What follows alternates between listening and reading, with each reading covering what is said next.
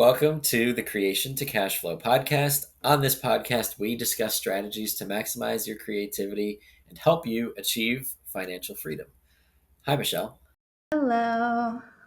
I don't feel warmed up today because usually we're coming off of at least an hour-long conversation with each other pretty much, but we're recording this on a Tuesday instead of a Wednesday. I'm definitely not warmed up. It's 3 hours later for you, so I'm still in the creative morning mode. But I'm excited because today's going to be such an easy topic to talk about. Oh, it's going to be so good. We're doing an AYQ episode.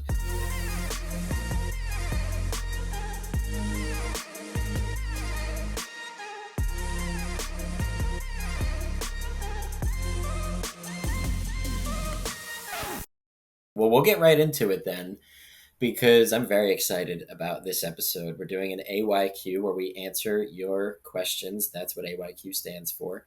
And this episode, we're going to be talking about cutting the safety net. So I will share the recording from one of our amazing listeners. Hi, Nick and Michelle. It's Shivani.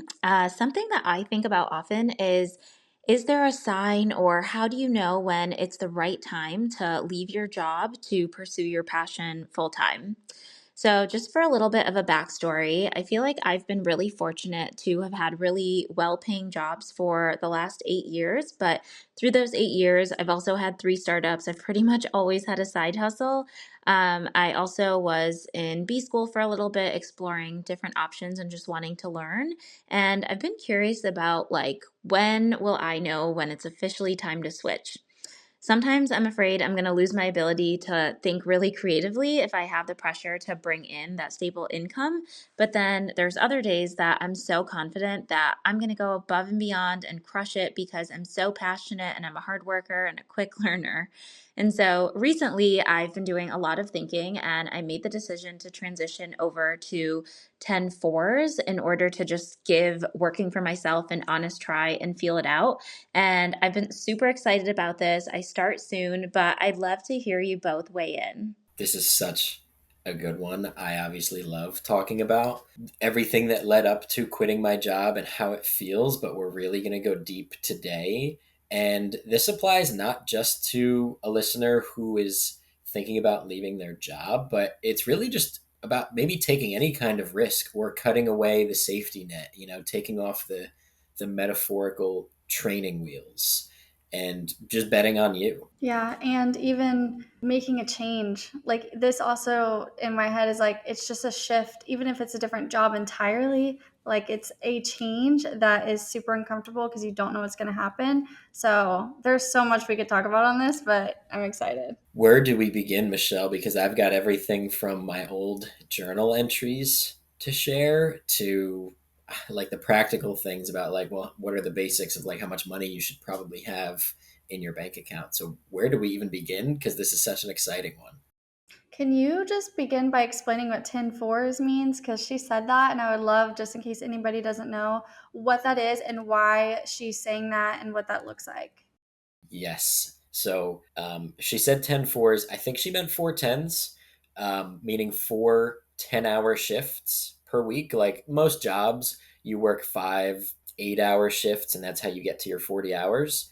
But I believe that she switched to 4 10-hour shifts, which is great. That's a little bit more similar to, for example, a lot of nurses and people who work in a hospital work 3 12-hour shifts. And I love things like that. I always hated doing 5 8-hour shifts because when you factor in how long it takes to actually drive to work and drive home and how much of your day it eats up, it sucks. You're just left with Saturday and Sunday. And then those days, you probably got to catch up on things like laundry and set yourself up for another week. So if I'm going into work, I would rather be there a long time. And I love that she switched to 4 10-hour shifts because I did the same thing when I was getting ready to leave my job. I switched to 4 10-hour shifts so that I would have Wednesdays off. And not only did Wednesday afternoon become my fun golf day with my friends, but Wednesday mornings became brands meet creators Q&A days. And I don't think we were doing the podcast while I still had my full-time job, but it was just the first day where I was like, this is the day that I want my life to be like. I want to wake up, get in the sun, eat my fruit in the grass, and like grill cheeseburgers and exercise and go to the gym and get work done and make progress and help other people. And it was just great because I got this little taste without sacrificing any of my income and stability from the full-time job. Yeah, it's good whenever you pair the two. And there's a lot to be said about how that's a good thing. I also think that it's probably important to talk about this transition period because leading up to it, like leading up to leaving your job or whatever it is, just taking this risk, betting on yourself, whatever it is, you will know. Like you'll always want it. Like for example, I wanted to quit my job for a while, like well before I did quit it. I wanted to quit, but I knew it wasn't actually time yet. Like I didn't have the money in my savings account. I wasn't 100% confident in my skills yet, and also you might not ever be 100% confident. We'll certainly see that in my journal entries that I'll share, but leading up to it, I really feel like you got to almost like when you get a car and you hear people say like, "Oh, I'm going to run this car into the ground before I get a new one." I feel like you got to run that job into the ground and get to the point where like you can't even focus because you're so fixated on the thing you want to be doing. And I really waited until that point was like I was like, "Okay, if I leave this job right now, I'm so motivated because of how much I don't like this and how much I love the thing I want to be doing. I'm ready." Yeah, and it's it's so important too. Like I've done this two different times. One was whenever I left a previous job to go to a dream job. And the second time was whenever I left the dream job that was once a dream that I no longer wanted to be at to do my business full time. And so like Nick said in the beginning, it's not even just like quitting to do your own business. It's like anything in life. And for both scenarios, what ended up happening was I started to feel like there was a change coming, but I still showed up with my absolute best every single day because I knew if I'm still here, there's a reason. If this door is still open, even if it's slightly open, and there's another one that's waiting for me to walk through, there's a reason. So I'm just going to give it my all. I'm going to end on a good note. I'm going to still be kind to everyone because I want to leave those connections like in a good place. And so instead of like burning bridges or anything like that, I felt like there was change. I was communicative to my bosses, and then I was also like really channeling my inner gut like, okay, when is it time and how can I do this effectively, because there is such a way to do it where it is effective and it's not disrespectful or hurtful, and it becomes less scary whenever people are supportive of you. It's so hard too. You just got me thinking about like the conversation with like the boss or manager because you mentioned that. Ugh, what a difficult but important part of this process. And talking to the people around you too, because like when I kind of talked to the people around me, everyone was like, "I don't know, you sure about this one?" And I'm like, "Oh yeah, 100%." 50%, something like somewhere in between that. And like I didn't have a ton of people around me that were like, yeah, you should probably quit your job, right? um so like, oh, there's so much self-doubt that happens, and then like it's so easy to just keep showing up to work and doing enough to get by, and that's what I was doing. And like having that conversation, because not all bosses and managers are going to be receptive to you switching your hours or even bringing up like, hey, there's something else that I'm working on, pretty excited about it, can't wait to tell you. Like there are, I would say most bosses or managers probably not going to take this conversation too well, and that makes it hard. Yeah, I had plenty of people that were like, they just put doubt in my head, and it's because they didn't want me to leave and they had hesitations. They were looking out, some of them were looking out for me, but a lot of times they're like, we selfishly don't think that's right for you. Because the thing is, they're coming in it from their perspective. They're coming at it from their perspective and not mine, and only you can truly know what's best for you. So of course they don't feel peace about something because they're not meant to do it. It's not their path, it's your path. And so you have to truly take a risk for yourself. And honestly, sometimes it's just more risky to stay where you're at. Like you aren't growing. If you're showing up and doing just what you need to do to get by, you shouldn't show up that way to anything in life that you are doing, that you're spending your time at. I don't do that because then you become complacent. I don't even do that with my business. I try to go above and beyond as much as possible with my business, with Brands Make Creators, with anything I can. And I'm only one person, but I'm still trying because I want to give my all to whatever I'm doing because that's how you grow as a person. So if you're no longer growing where you are, that is another indicator that maybe you should make a change because you're not meant to just be this complacent hamster that's on this wheel that's kind of the same every day, and you're not really being challenged or even like feeling motivated to challenge yourself. Yeah, it's true. Ooh, that was inspiring. That was really good. All right, I want to read my journal entry now because it is so in line with the things that we are talking about. I have two of them to read. This one is from pretty much 2 years ago to the week. Oh my gosh. I thought that it had been longer, but I guess it hasn't been as long as I would think, which is great because you know this is all fresh to me. It's only been 2 years. So this is from September 16th, 2022. Yesterday was a huge day for me, so much so that I didn't have time to write about it until today. Yesterday I came into I always write these things like I'll forget, like for like the Alzheimer's version of me, like so just keep that in mind with my journal entries. Yesterday I came into my day job at name of place, and then in parentheses I wrote where I am a civil engineer as if I'm going to forget. I don't know why I do my journal entries as if like I'm gonna read them 80 years from now. Maybe I will. Uh, and I saw an email that the HR rep is leaving the company tomorrow, and it's his last day. I immediately knew this meant it was time for me to break the news to him that I want to go part time and ultimately phase out completely. This conversation was not easy. So nervous, but really excited. This life is a temporary experience, and I refuse to waste another year in a cubicle doing paperwork at a company that doesn't see my value. Although many of the people here do see my value, it's time for me to focus on what truly matters. Tony Robbins says if you want to take the island, you have to burn your boats. This essentially means that if you have a goal you want to achieve, you have to abandon the backup plan. You have to be so all in that you would destroy your escape from the island in order to conquer it. And I wrote, my island is being a multifaceted entrepreneur, and my boat is my civil engineering job. I'm taking the fucking island. I'm burning the boat. Talk soon, Nick. Whoa. Okay. I love that. That is like, that's going to be somewhere in a book someday. That is going to be like, people are going to talk about it. So I'm glad you said all of the things, all the details you said, because this isn't just for you, obviously. Like, this is also for me and everybody that's currently listening to this. So keep writing in that way. That's so inspiring. And also, that's amazing. I love Tony Robbins. I love Tony Robbins too. And that was definitely like a moment for me, like hearing him talk about that. I was like, this is hitting so hard right now. And I also knew that. I was like, I know I want to be thorough in these journal entries because I'm going to return to them probably many times.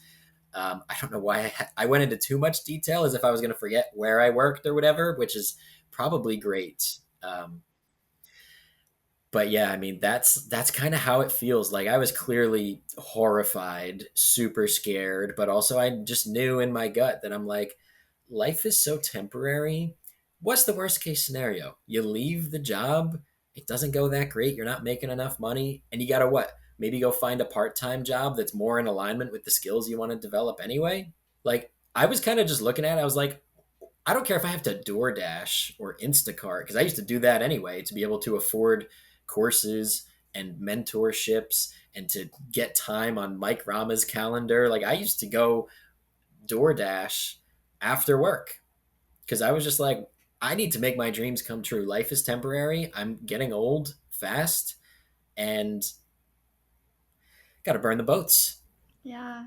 And there is something so powerful that I was going to bring up later on, but it's almost like whenever you don't have any other options, you find ways to make it work. That whole quote you just said is the epitome of that. It's like people are like, well, what if, what if? And I'm like, there is no what if. Like, you don't have a choice. I don't have a choice on what I pay for my penthouse every month. I've got to find a way to get it. Like, not paying it is not an option. So that requires that I work even harder and think of ways to get this income, to have my eggs in multiple different baskets.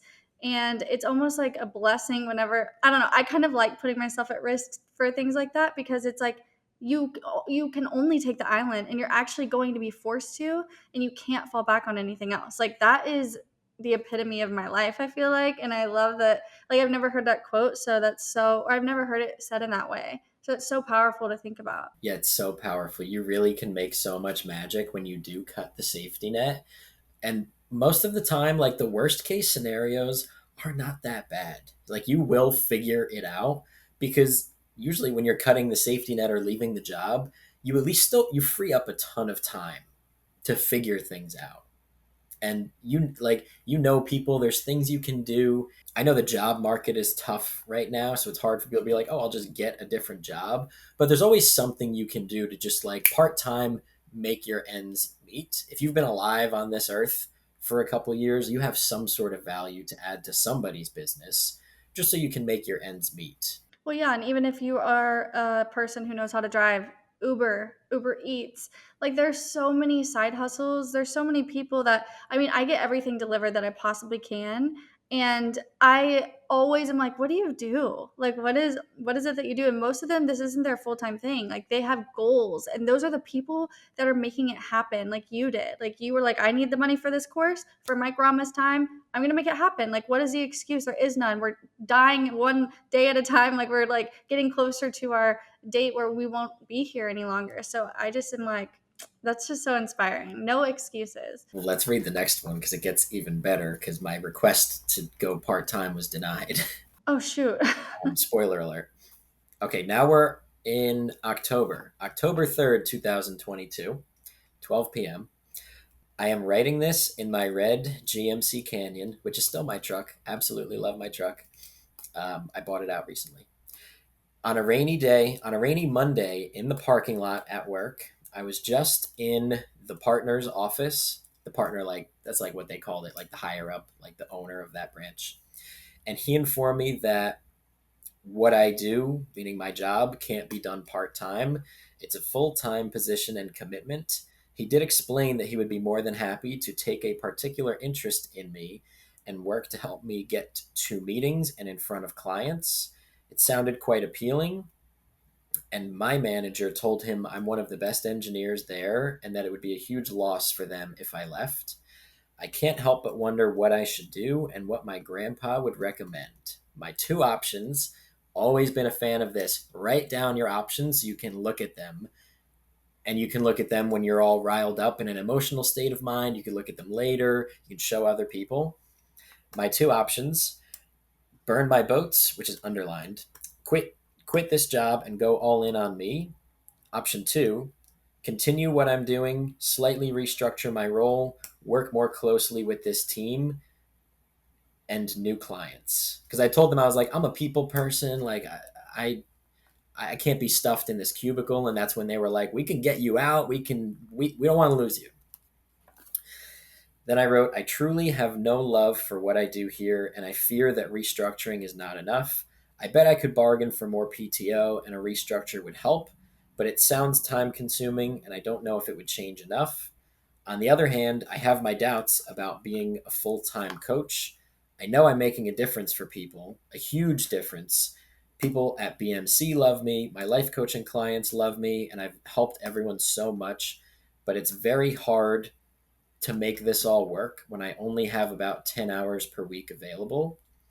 If I was doing this full time, I know I could succeed, comma, eventually. I'm still on my parents' insurance, and I know I will look back regretfully if I settle during that time on their insurance when I could have and should have taken the risk. I think I have to follow my heart here. Life is too short to spend it doing something I don't love. Talk soon, Nick. So that is how it feels. Those are clearly emotional journal entries. I think I cried when I was writing that one because I was freshly upset and I was like, "Oh my god, like I'm not going to be able to go part-time. I truly have to quit or stay and restructure. And I was like, I don't know how either of those are going to go. So this is a miserable, miserable rainy Monday.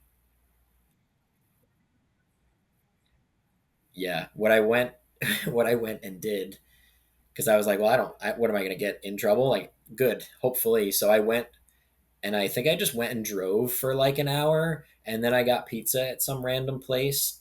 Terrible slice too. I was like, this day just could not get worse, and I did a sad slice by myself, and then I eventually went back, and I felt a little more clear headed, but just like the stress over me because I'm still working there. Like my boss that I got to talk to every day and his boss, now they have this on their mind. So the energy's weird. And I was like, ugh, this is terrible. Like I was really hoping for some good news and I didn't get it.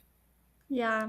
God, I need to get my journals from Texas, but I also asked to go part time because the thing is, okay, so my mentor who also worked at the place that I was working at the nonprofit, she obviously wanted me to stay, but she was like, are you excited about what you do?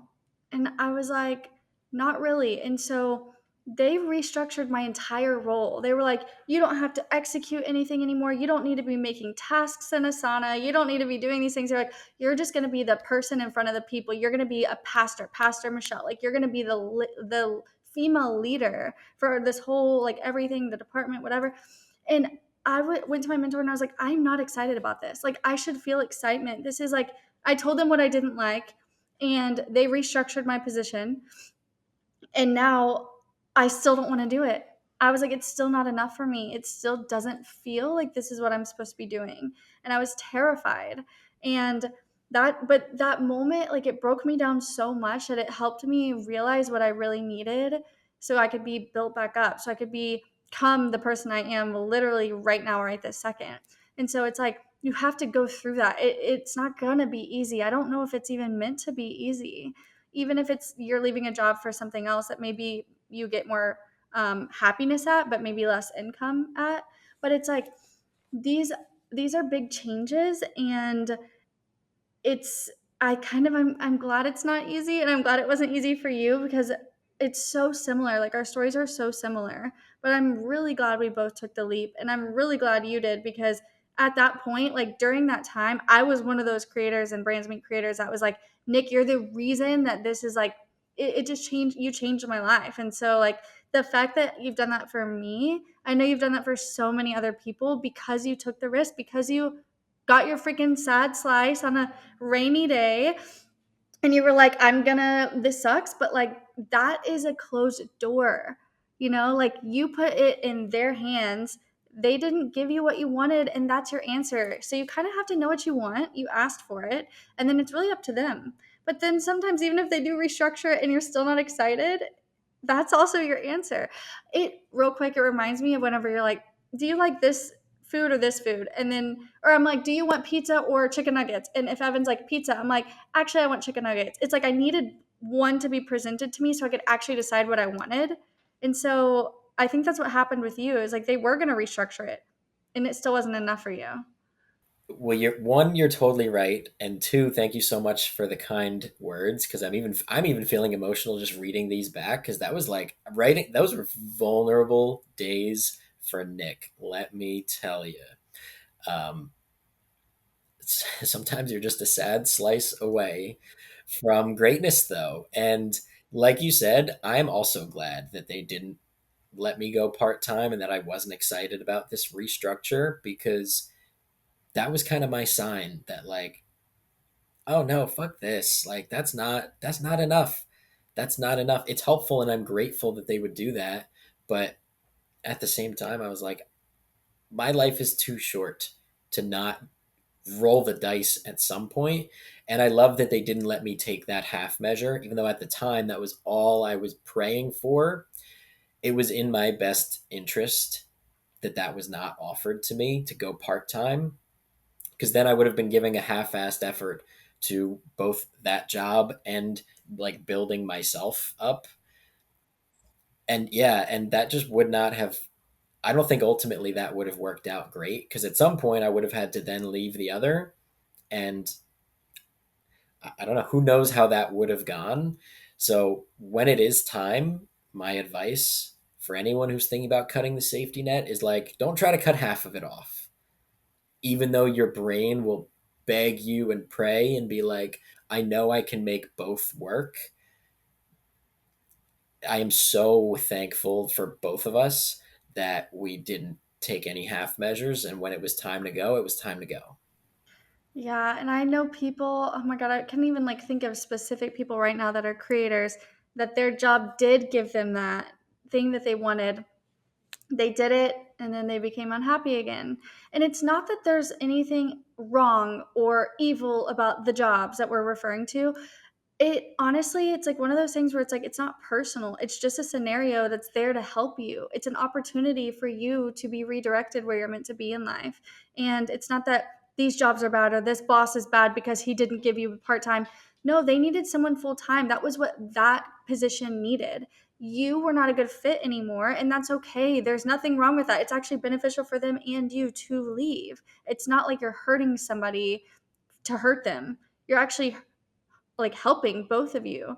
And so I think that's another thing, like especially with having employees and stuff as a business owner, you want people that want to be there and that are excited and that are aligned with you. And if they've been amazing for 5 years and suddenly their life changes and they can't be there anymore, that's okay too. You can't take it personal. Like you have to allow that opportunity to have somebody new come in or whatever. And so I think there's just so much value in following your instincts, even if it's scary, especially if it's scary.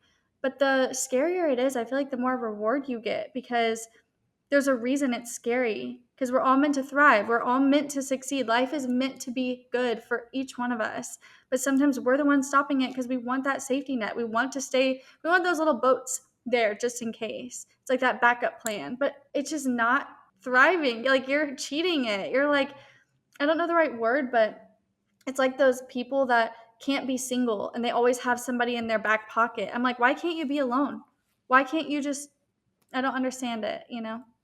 Yeah, those people have a dock that they built on the island and it's full of boats and they're accumulating more boats and they spend so much time working on all the boats and it's like you haven't seen the island. And like I don't know, when I think of this analogy, I think of a big island and if you haven't like burned your boats, like you're not going to explore the island because you got to kind of stay by your boat, make sure it doesn't float away. But like once you burn it, you're like, okay, it totally frees you up mentally to be like, wow, I'm on this beautiful island and this is all I've got. So let me go take all of my energy and stop trying to maintain these boats and make sure they work in case I got to leave. Let me go explore. Let me go build something. Let me go live. And I don't know, my biggest piece of advice is like, just think about how you have no idea when you're going to die. And like when you're on your deathbed, this is grim, but I always try to think about this. Like when I'm on my deathbed, what am I going to wish I did? Am I going to be happy that I took a half step and only went part-time at my job because I was scared and I was having a sad slice of pizza? I was like, "Fuck no. I'm going to quit and we'll see what happens." And I mean, it's also made harder because like clearly these people cared about me a lot and I was very valued and that makes it even harder because if you're the kind of person that isn't just like fuck you guys, I'll quit, chances are you like where you work. Like I'm so grateful for my time there, even though I didn't like my day to day tasks. I worked with great people. I was great at what I did, and I worked on some pretty cool projects. But overall, I just like life is short. I don't know if I'm gonna live to be 30, 50, 80, 120, but I know that no matter what, everything is happening so fast. And I was like, I just want to I want to be able to take a yoga class in the morning. I want to be able to go to the gym when no one is there and not have to wait to f- do squats like because there's so many people. I was like, I just know that the best hours of my life and of my youth are slipping away and I know I can use them better. And like when people see pictures of how I used to look, they're like, "What did you do?" I was like, I didn't. I just chased my dreams. I just started following my gut. And I grew my hair out a little bit too, I guess. No, Nick, you were unrecognizable. Guys, there's a photo of him and it is, I swear to this day I still think it's not him. Like it doesn't, it's his driver's license photo. I'm like that's not you. But it's crazy how the inside of you can change the external look of you. It is definitely crazy how that works because um, Mike calls it Jersey Nick, Yeah. like from The Office. Like there's Prison Mike and there's Yeah. Jersey Nick, and they shared a cell. They shared a cell together for sure because I definitely looked not not that good, like short buzz cut, and I looked angry, and Unhappy. Hmm. I was angry, and I was unhappy, and then as soon as I let all that go, I went through probably 3 months of like why is it so hard now that I have all this time? I was like, I thought this would be easy. I could just like, oh, I'll go to the gym. I'll do this. I'll do that. I went through 3 months of like, this is a fucking mess. Like, oh my God, it is really difficult and challenging. But then I got the hang of it and I was like, okay, we're thriving. Yeah, I mean, sometimes it's more difficult to have time on your hands because whenever you're only allowed 10 hours a week to work on your passion project or side hustle or whatever, that is focused, dedicated time. You have to make decisions. You cannot procrastinate because you only have that amount of time. So it's like, that is a blessing. I feel like there's so many times when I'm like, dang, I wish that well, this is why I do now, but back I have moments where I struggle still, but it's like I have to make myself a schedule to where I only am allowed this amount of time to get something creative done. And that helps me stay on task. But until you have that skill to do that for yourself, it's going to be a mess because it's new. And you're like, the tasks, like, especially with creativity, you can't just make that into a task that you can check off. Like, it takes time and you never know how much time it's going to take because it's all in your head and you have to extract it into a piece of content or whatever it is. So I'm not surprised that it took you 3 months because sometimes I still, again, struggle with it. But that's why it's so important to have these things laid out. And that's another thing is like, even if you're not leaving your job to do your side hustle or to become your own boss or whatever it is, if you're leaving your job to do a different job, there's a reason that you're being called or pulled to these things. Maybe you're meant to learn self sufficiency, creating your own schedules, learning how to work with all this time in your day to be still productive during that time. Maybe you need this other job to accomplish that and to learn that. Or maybe there's one person that you're going to meet that's going to become a client of yours. Like, no matter what it is, the answer is always, are you miserable? Are you unhappy? Are you feeling drained every day? Or do you feel like you're still growing? Maybe you feel pulled, like you want to leave eventually, but maybe you're just like, I I know I'm here for a reason. I'm still going to give it my all and show up, but I do know that there's something else in the future, but I'm not miserably unhappy and not taking care of myself and look like Jersey Nick where you're a completely different visually looking person because you're just not happy internally. And so, no matter what, don't stay at a place where you're not growing some. Even if it's a little growth, do not stay at a place where you feel like you are no longer recognizing who you are, what you're doing, you don't know what you love. You don't love yourself. Like, there's so many things that are red flags and indicators, but I feel like so many people stick it out that it's become normal to stick it out. But we want to tell you, like, you don't have to.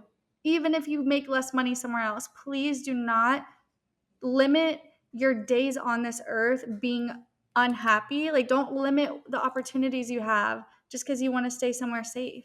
Yeah, it's so real how quickly time moves, and then you just look back and you're like, oh my God, like I can't believe it's been 2 years, because part of me feels like it's been 10 years, but that's just because I've changed so much as a person. Like the other part of me is like, I feel like I was just writing that down, like this wasn't like I didn't have to like, oh, where the hell is this notebook.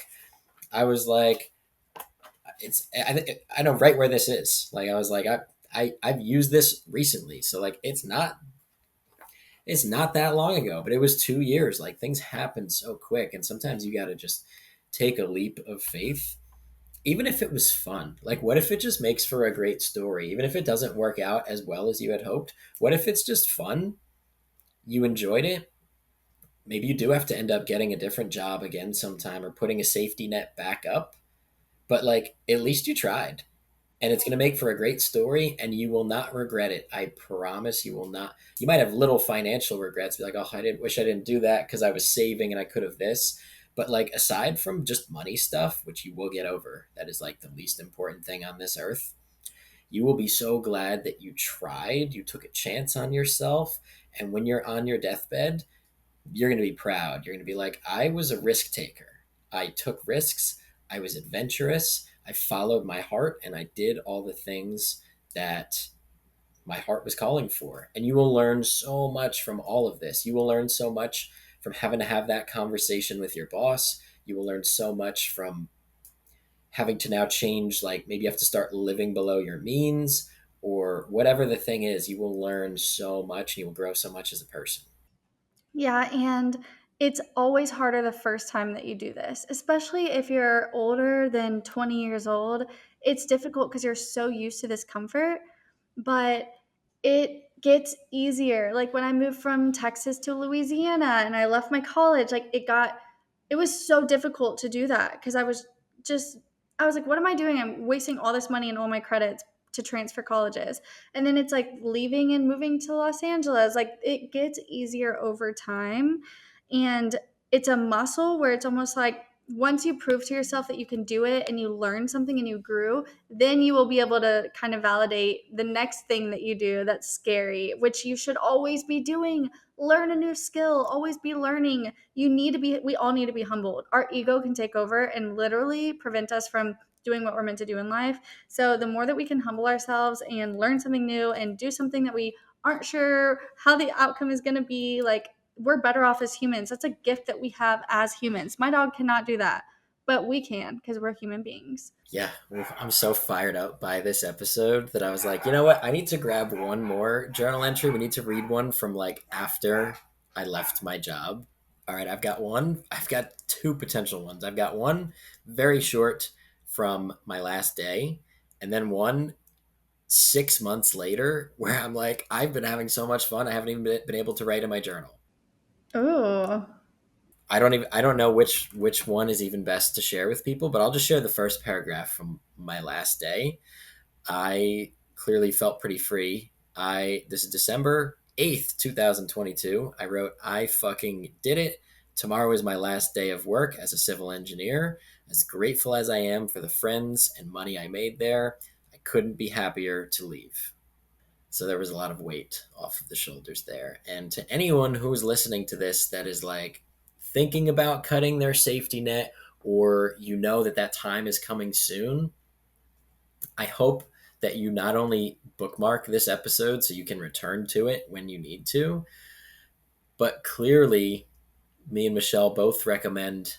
We didn't send Michelle back to Texas to get her journal for this episode, but I can't recommend enough to document all of it. Document the sad slice of pizza that you have to go get because you're upset that they wouldn't let you take a half measure, and document the days leading up to it, and document the day you quit. Write it all down and be so detailed and grateful. You will be so glad because I love reading these things. well, I've documented some of it on TikTok. Like I have that I should stitch or duet my TikTok video from when I first quit, like officially quit. Because that was in February 2021, because it was 8 months after I started my business. So I have digital as well as like written. But I agree because that's the other thing. That's tying back to what I just said. It's going to validate, oh, I've done this before. I'm still breathing. Everything worked out the way it should. Even if it wasn't how I expected, I could do it again. It's like if I've done it once, I could do it again and I can keep doing it. And it just makes the perception of failure feel a lot less of a burden and less scary, to where it's going to make you be in this paralyzed state and not make any decisions. So definitely document everything. Obviously be responsible, have things in savings, see what your bare minimum is that you need to survive. Don't think about the extras right now. Allow yourself to go back to living off of very little. It is quite an amazing skill to have.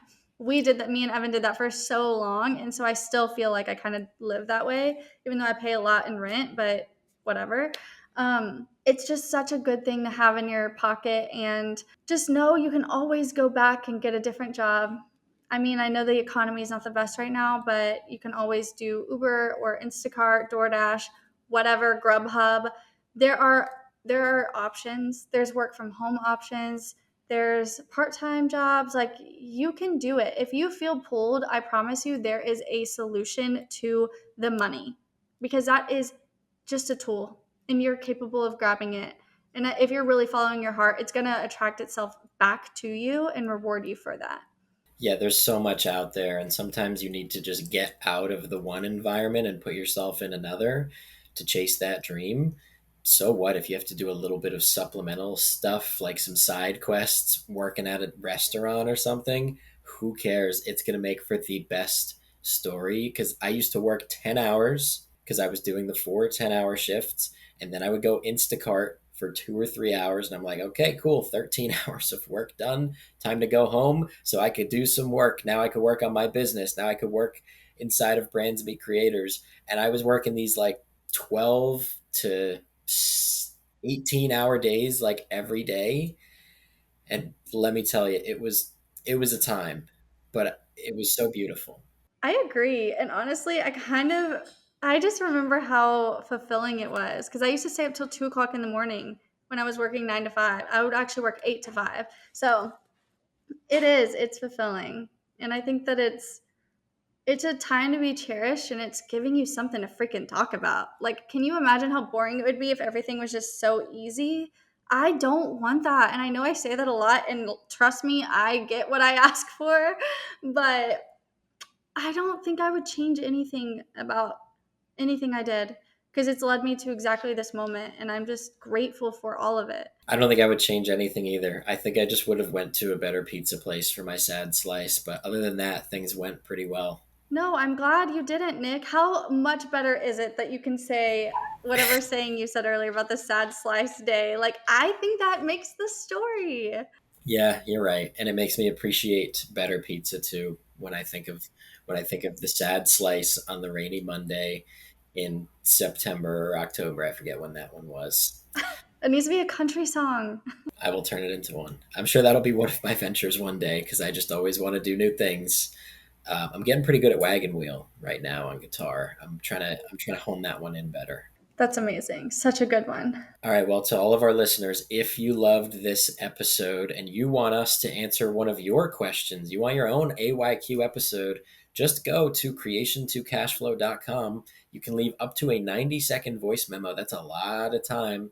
And you could tell us whatever topic, thing, question that you have. We love doing these AYQ episodes because these are for you guys and we do the show for you guys. I mean, I could sit and talk to Michelle all day off air, but we do this and we record this so that you guys can enjoy it and you guys can learn from it and you can avoid mistakes we made and you can take advice that we think would be helpful. But we're just people and we do this for you. So if you love this show, not only can you submit your own and get your own AYQ episode, but give us a good rating and leave us some good positive feedback on Spotify or Apple Podcasts or wherever you're listening.